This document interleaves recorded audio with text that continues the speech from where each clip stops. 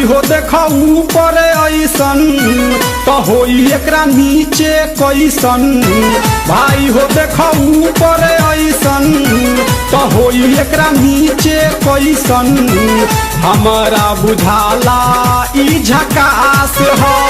पातर पातर होठ लाली पॉप लागता, चोलिया में दूगो आलू चॉप लागता। आ एक नंबर माल जिला टॉप लागता, आ एक नंबर माल जिला टॉप लागता। आ पतली कमरिया लापालॉप लागता।